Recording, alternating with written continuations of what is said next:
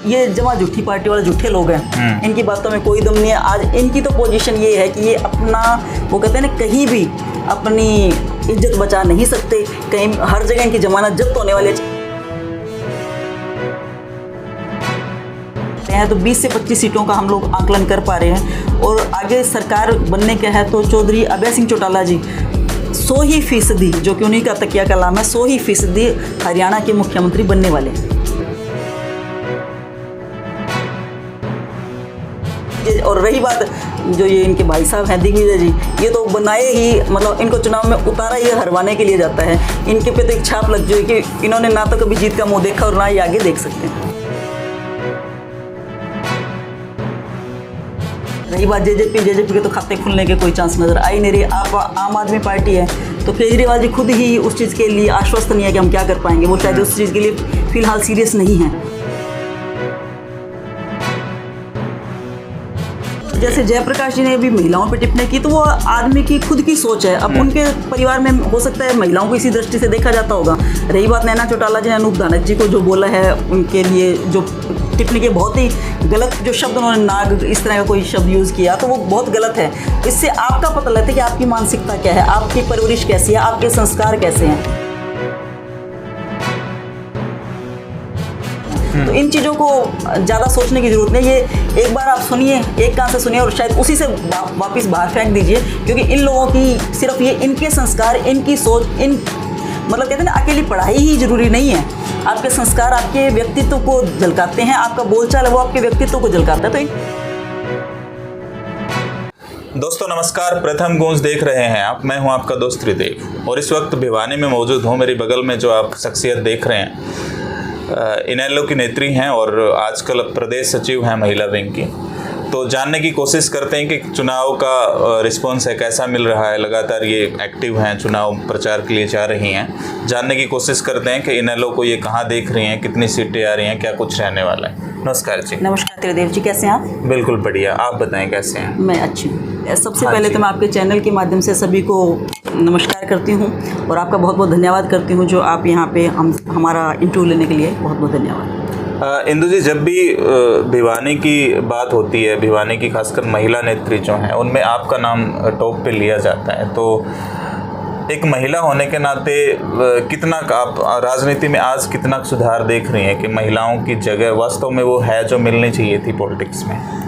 जैसा कि आप महिलाओं के मान सम्मान की बात करें, पॉलिटिक्स की बात करें, तो वो कुछ तो हम पे भी डिपेंड करता है कि हम अपने आप को किस तरह समाज में अपने आप को रखते हैं। और वो सब में अलग अलग क्वालिटी होती है जिसके अकॉर्डिंग आप अपनी जगह बना पाते हैं जी। तो मैं अपने आप को राजनीति के हिसाब से देखूँ, मैं अपने आप को बहुत सेफ महसूस करती हूँ। और उसमें चाहे आप हमारी पार्टी का योगदान समझिए, हमारे नेता का योगदान समझिए, क्योंकि इंडियन नेशनल लोकदल पार्टी एक ऐसी पार्टी है जिसने महिलाओं के मान सम्मान को हमेशा बढ़ाया है। और चौधरी अभय सिंह चौटाला जी है, चौधरी ओम प्रकाश चौटाला जी हैं, इन्होंने महिलाओं को आगे बढ़ाने में कभी कोई कमी नहीं छोड़ी। चाहे वो परिवार की महिलाएं हैं, चाहे पार्टी से जुड़ी हुई महिलाएं हैं, हमेशा उनके मान सम्मान का पूरा ध्यान रखा है। इंदु जी, बात करें भिवानी से टिकट के दावेदारों में से आप ही थे प्रमुख जो दावेदार थे। आपने टिकट किसी और को दिलवाया, करमवीर यादव को मैदान में यहाँ से उतारा है। तो आप जा रहे होंगे उनके साथ कैंपेन में, तो कैसा रिस्पांस है भिवानी से? कैसा? करमवीर यादव जी को बहुत अच्छा रिस्पांस मिल रहा है। वो और उनकी मैडम दोनों ही पहले ऑलरेडी 2 वार्डों के एमसी हैं और उन्होंने बहुत अच्छा काम किया वार्डों में। तो वार्ड के लोग सभी उनके साथ हैं और जैसे हम लोग डोर टू डोर कर रहे हैं या हम लोग प्रोग्राम्स में जाते हैं तो उनके साथ उनके वार्ड के लोग बहुत अच्छे से जुड़े हुए हैं और बहुत अच्छा उत्साह है उनके लिए। और करमवीर यादव जी जैसे एक शिक्षित भी हैं और सुलझे हुए इंसान हैं। दोनों हस्बैंड वाइफ बहुत अच्छी सेवा करते हैं वार्ड की, जिसी वजह से वो लोग दूसरी बार एमसी भी बने हैं और उनके परिवार से पहले भी एमसी रहे हैं। तो अच्छी पृष्ठभूमि है उन लोगों की और अच्छे कैंडिडेट हैं और हमारे जैसे भिवानी में बहुत अच्छा उनको सहयोग मिल रहा है। उनके प्रति लोगों में उत्साह है। सब पार्टियों के अपने अपने दावे हैं। हम तीसरी बार सरकार बना रहे हैं, हम पूर्ण बहुमत से सरकार बनाएंगे। तो आप भी प्रदेश सचिव हैं, तो आपकी अभी मैं चाहूँगा टिप्पणी हो जाए कि आपका क्या दावा है? हमारा रही बात दावों की, कई बार दावे खोखले भी साबित होते हैं लोगों के। तो हम लोग दावे पे नहीं, हम हकीकत पे ग्राउंड में जो वर्क चल रहा है, जो आवाज़ चल रही है, जो लोगों की सोच है, उसके अकॉर्डिंग काम करते हैं। झूठे दावों में कुछ नहीं रखा। आज जैसे कि इंडियन नेशनल लोकदल पार्टी है और बसपा का गठबंधन है, तो दोनों ही पार्टियां किसान और कमेरे की पार्टी है। लोगों की आवाज़ उठाने का काम किया है उन्होंने हमेशा से, आज से नहीं। मायावती जी को देख लीजिए आप, चौधरी ओम प्रकाश चौटाला जी ताऊ देवीलाल जी, इन सब के उदाहरण हमारे सामने। हमेशा इन्होंने किसान और कमेरे वर्ग की आवाज़ उठाई है और दलित लोगों को ऊंचा उठाने का काम किया है। जैसा कि आपने देखा है, अभी 25 तारीख को परसों रैली हुई है, ज़बरदस्त रिकॉर्ड तोड़ रैली रही है। तो बहन मायावती जी को हम लोग आगे प्रधानमंत्री के रूप में देखना चाह रहे हैं और हमारी दोनों पार्टियों के गठबंधन से अभय सिंह चौटाला जी को मुख्यमंत्री का दावेदार बनाया गया है।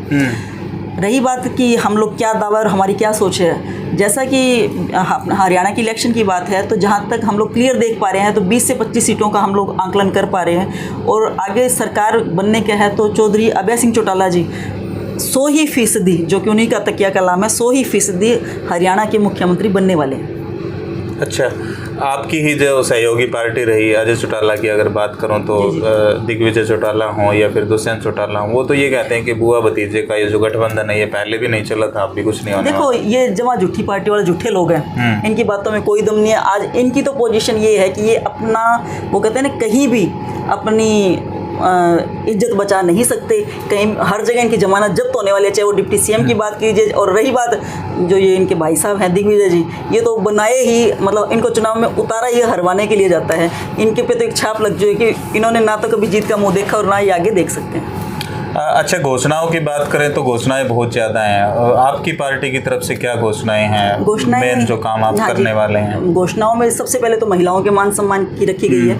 महिलाओं के लिए जैसे आज के दिन बेरोजगारी की वजह से और महंगाई की वजह से जो हमारे युवा वर्ग हैं उनको बेरोजगारी भत्ता है उसको 21,000 रुपये रखा गया है। और बुढ़ापा पेंशन जिसको सम्मान हम तो ये कहते हैं बुजुर्गों को सम्मान दिया जाता है, उसको 7500 रुपये बताया गया है कि वो करेंगे सरकार आने पे। और तीसरी बात, जैसा कि आप महिलाओं का बात करें, महिलाओं को 1100 रुपये तो रसोई का खर्चा चलाने के लिए और एक सिलेंडर 1 तारीख को उनके घर मुफ्त पहुंचा दिया जाएगा।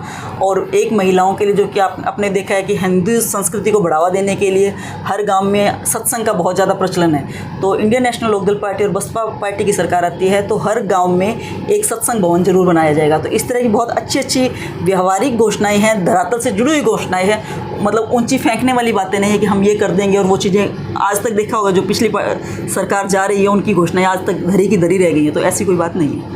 इंदु जी, आप एक महिला हैं और कुछ एक सवाल मेरे दिल में सुलग रहे हैं, वो मैं ज़रूर जानना चाहूँगा। जैसे जयप्रकाश जी ने टिप्पणी करी महिलाओं पे, उसके बाद अगर महिला की ही बात करें तो नैना चौटाला ने टिप्पणी करी अनूप धानक जी पे। तो इस तरह की टिप्पणियों को आप कैसे देखते हैं, क्या कहेंगे ऐसे? देखो, जैसे जयप्रकाश जी ने अभी महिलाओं पर टिप्पणी की तो वो आदमी की खुद की सोच है। अब उनके परिवार में हो सकता है महिलाओं को इसी दृष्टि से देखा जाता होगा। रही बात नैना चौटाला जी ने अनूप धानक जी को जो बोला है, उनके लिए जो टिप्पणी के बहुत ही गलत जो शब्द उन्होंने नाग इस तरह का कोई शब्द यूज़ किया तो वो बहुत गलत है। इससे आपका पता लगता है कि आपकी मानसिकता क्या है, आपकी परवरिश कैसी है, आपके संस्कार कैसे हैं। तो इन चीज़ों को ज़्यादा सोचने की ज़रूरत नहीं। ये एक बार आप सुनिए, एक कान से सुनिए और शायद उसी से वापस बाहर फेंक दीजिए, क्योंकि इन लोगों की सिर्फ ये इनके संस्कार, इनकी सोच, मतलब कहते हैं ना, अकेली पढ़ाई ही ज़रूरी नहीं है।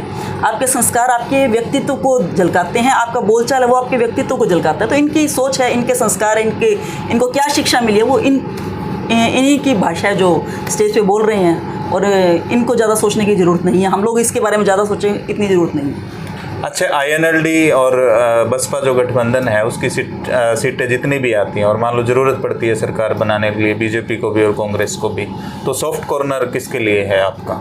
सॉफ्ट कॉर्नर की बात नहीं है। अगर पहले तो जैसे कि इसका निर्णय चौधरी ओम प्रकाश चौटाला जी करेंगे, अभय चौटाला जी है, बहन मायावती जी, इनका निर्णय है, क्योंकि ये हमेशा जनहित के कार्यों में रहे हैं, जनहित की ही बात सोचेंगे। तो उसके बारे में मैं या आप कुछ बोलते हैं वो शायद बहुत बड़ी बात हो जाएगी। तो सरकार बनाने में या सरकार के बारे में क्या सोचते हैं वो उनका निर्णय रहेगा, जैसा वो हमारे लिए निर्णय लेंगे शायद वो बेस्ट हो। अच्छा, हरियाणा की कौन सी सीट है जिसको आप पक्का मान रहे हैं कि यहाँ से तो हम पक्का जीत रहे हैं? एलनाबाद की सीट हो गई, डबवाड़ी की सीट हो गई, हमारे रानिया की सीट हो गई, यमुनानगर की सीट है, बहादुरगढ़ की सीट है, ये 100% जीत रहे हैं और भारी बहुमत से जीत रहे हैं। जेजेपी और आम आदमी पार्टी है और जो चंद्रशेखर आज़ाद जी की पार्टी ने गठबंधन किया हुआ है, उनका भविष्य कहाँ देख रहे हैं, उनको कितना कुछ मिलने वाला है? क्या देखो, दूसरी पार्टियों के बारे में चर्चा करना मेरे ख्याल में नहीं है।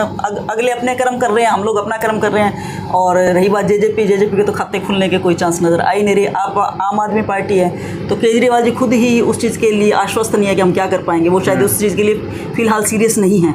तो हम लोग उनके बारे में सोच के क्यों अपना दिमाग खराब करें और क्यों अपना टाइम वेस्ट करें। और कोई खास संदेश जो हरियाणा के लोग आपको देख रहे हैं, भिवानी की जनता आपको देख रही है? तो मैं तो सबसे हाथ जोड़ के रिक्वेस्ट करूंगी कि जो इंडियन नेशनल लोकदल पार्टी और बसपा का गठबंधन है, जिसमें हमारे भावी मुख्यमंत्री चौटाला जी बनने वाले हैं और बहन मायावती जी को हम प्रधानमंत्री जी के रूप में देखना चाहते हैं, तो मैं आप सबसे रिक्वेस्ट करना चाहूँगी कि जहाँ पे भी बसपा का कैंडिडेट खड़ा है, कृपया हाथी का बटन दबाएं, और जहाँ पे इंडियन नेशनल लोकदल पार्टी का कैंडिडेट खड़ा है, चश्मे का बटन दबाकर उनको भारी बहुमत से विजय बनाएं और आने वाली सरकार में आपका योगदान दीजिए। आपका बहुत बहुत धन्यवाद। इंदु परमार को आपने सुना, और आपको बता दूं कि भिवानी की बहुत बेबाक बोलने वाली नेत्री मानी जाती हैं। आपको ये इंटरव्यू कैसा लगा हमें कमेंट बॉक्स में ज़रूर बताएं। उस वीडियो को ज़्यादा से ज़्यादा शेयर कर दें। धन्यवाद। जय हिंद।